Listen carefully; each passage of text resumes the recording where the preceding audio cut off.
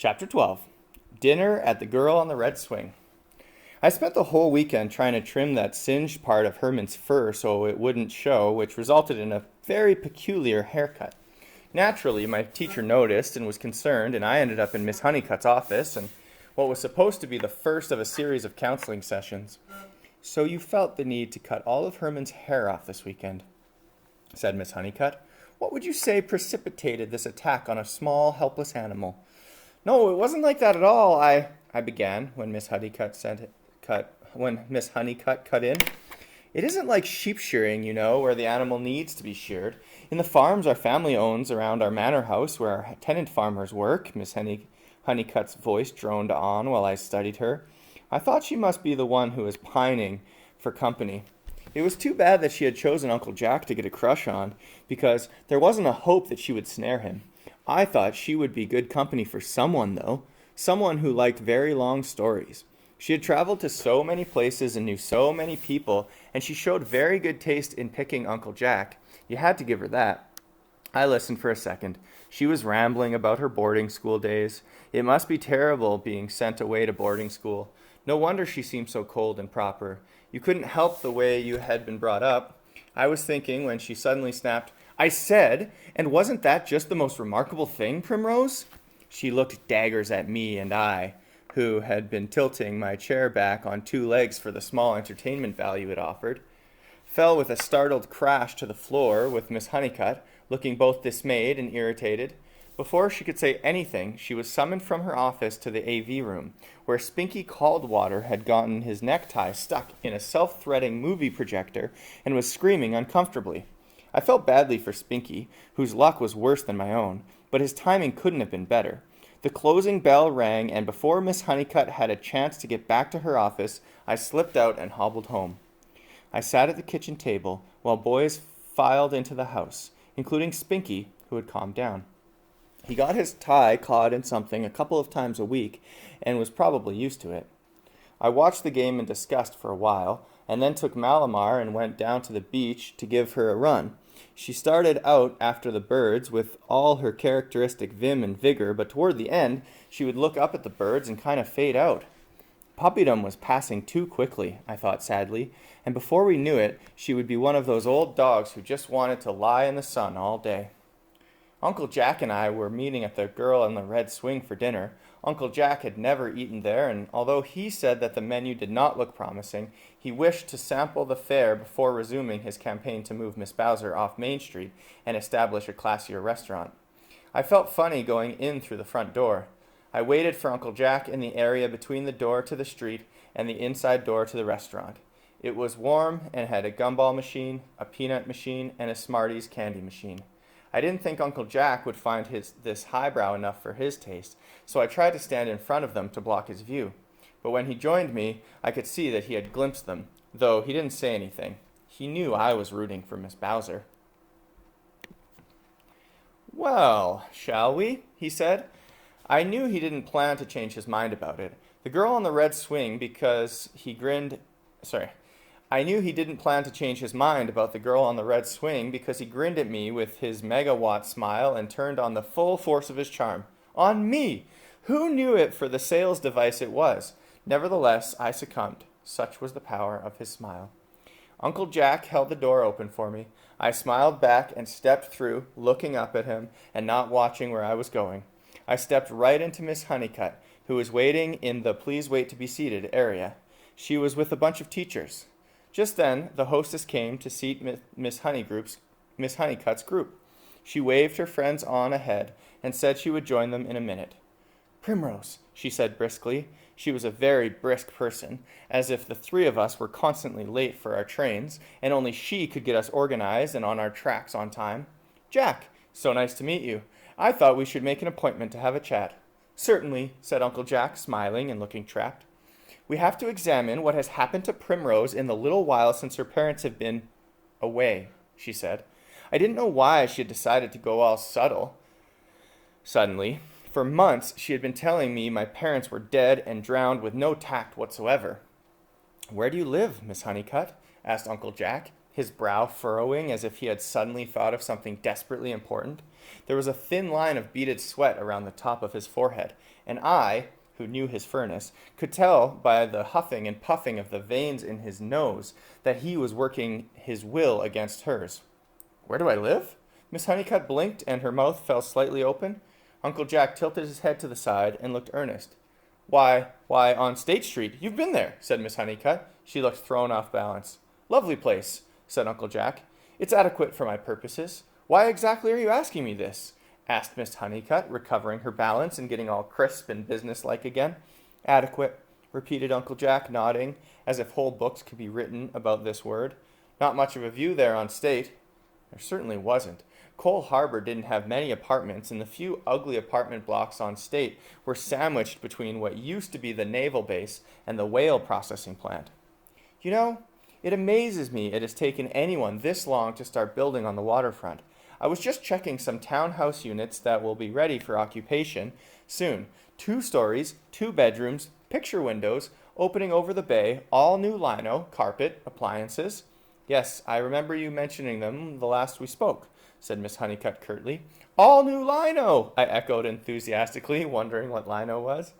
Uncle Jack and Miss Honeycutt looked down and gave me the same identical thin smile and went back to their conversation. "Yes, and I remember you wanting to speak to me about Primrose when last we spoke. Hey, did you hear about the hockey games in our gym? All these nice young men coming over to play hockey every day after school." "Yes, and frankly, it surprises me to hear that Primrose was playing hockey with that big bandage on her foot and those crutches," said Miss Honeycutt. "But even if she was, I do not see what bearing it has on the haircut she gave the guinea pig in her trust." Uncle Jack was momentarily stymied. This was the first he had heard about Herman's haircut. "You know, I used to give my cat a haircut when I was a kid. Kids do the darndest things, don't they? And, of course, she can manage the position of goalie." She hobbled around the house on her heel without her crutches most of the time these days and only uses them for walking outdoors.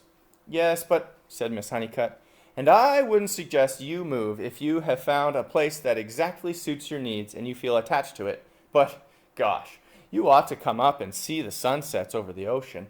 Ever seen the sun drop into the Pacific? Now there's a sight. Well, yes. Now, how nice to sit out on your own balcony every night with a margarita, watching the sun go down." I don't drink margaritas. "I know you've got Primrose's best interests at heart. I'm sure we all do. Now I've got a beaut of a townhouse going up to be finished up this week. We could have the papers signed and you moved in by the end of 2 weeks. You can't beat that. And there's some amazing investment opportunities here in town. Within 5 years, I expect real estate prices here will have doubled like they did in the towns farther south. I wouldn't do this for everyone, but we could talk about letting you have that townhouse at cost, and I'd even pick up the moving expenses." Miss Honeycutt stood there like a stone. She looked at me as if she was trying to figure out what in the world anyone saw in me. Her tongue worked around at her mouth.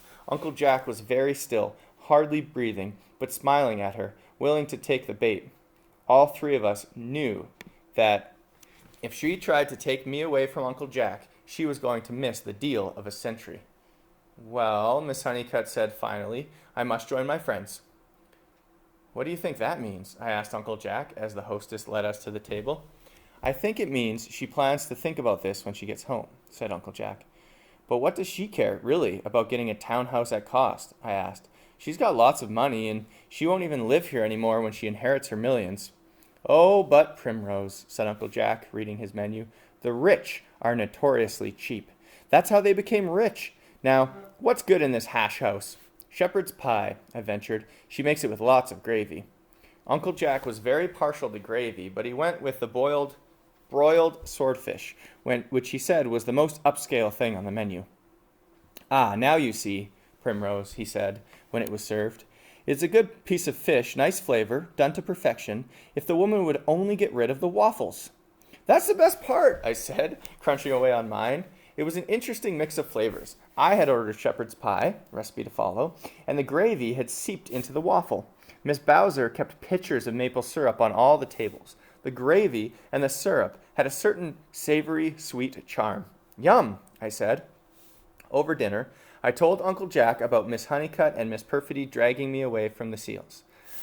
I don't know how I'm going to take Malamar down to the beach or sit on the dock and watch for my parents if everyone thinks I can't even take care of myself anymore, I complained. Selfish? Said Uncle Jack. Huh? I said. To the mink farm, Mr. Contrum pays 10 cents a pound. All those hockey-playing boys do it when they need spare change. They wait for a whale to get towed in. The fish follow the whale. Why, haven't you noticed that the whole bay is teeming with them, feeding on each other in the carcass? Easiest thing in the world. I've seen them do it. You just dip in a net and scoop them up. But I'm not interested in fishing and selling fish. Sure you are, said Uncle Jack, leaning back and wiping his mouth. Because you can go out on the deck holding your net and no one will worry that you're just mooring about. It will look like you're cheerfully and gainfully employed. It's your cover. He hissed the last dramatically. Well, Uncle Jack always had a solution for everything, and this one would have been just about perfect if it hadn't gone so wrong and landed me in a foster home. Oh no. Okay, I'm going to remember to do the recipe, but first we're going to jump to our little mini lesson. So yesterday we talked about ellipses, which are these 3 dots. The punctuation mark consisting of 3 dots, and it's used when omitting a word, phrase, line, paragraph, or more from a quoted passage. Ellipses save space or remove material that is less relevant. They are useful in getting right to the point without delay or distraction. So this was the use of the ellipses yesterday when Miss Honeycutt was telling a long, boring story. They just said ... to say that there was more. But there are other uses for ellipses as well. So this chapter, they were used quite a few times. The first time they were used was on page 97 when Miss Honeycutt was talking about a story of her tenant farmer's work ... That was the same use, right? The author didn't want to bore us with that story and just used the ellipses to show that Miss Honeycutt was telling a boring story. The second time was here on page 103 where they're talking about seeing a sunset and somebody says, well, yes, now, how nice to sit on your own balcony every night. So this is different. Here the ellipses is used to show that this person is getting cut off in their speech. So that's a second different use. And then the ellipses are used a third time on the final page when it says, it's your cover. What are the ellipses for in this instance? That's my question for you. So why does the author use ellipses here for it's your cover? What did the ellipses do there? Hint, it is not leave out a really long, boring story, and it does not signify somebody jumping into the conversation. It is a third different reason. Okay, here's your recipe. Shepherd's pie. When I asked Miss Bowser for a recipe for shepherd's pie, she laughed howlingly. She said that shepherd's pie was designed to be a hodgepodge of things left over, a thrifty recipe. However, when pressed, this is what she suggested. Brown a pound of ground beef with a cup of chopped onion. Add whatever you have around, some frozen mixed vegetables, some peas, some corn, whatever. Also add 2 tablespoons of flour and some water and give Lipton onion soup mix so that you have gravy. Then season with whatever you like, some teriyaki sauce, some soy sauce, some steak spice, garlic, thyme, dill, just toss it all in. Take about 3 cups or so of mashed potatoes. If you don't have those around, you'll have to make them. Add a couple of eggs, about half a cup of flour, a teaspoon baking powder, salt, and pepper, and mix it all up. And then spread it on top of the meat mixture right on the skillet if you have an oven-proof skillet. Bake in a 350-degree oven until the top puffs up, browns, and cooks. Don't get confused and put ice cream on it. That was her little joke. Good stuff. Have a good day.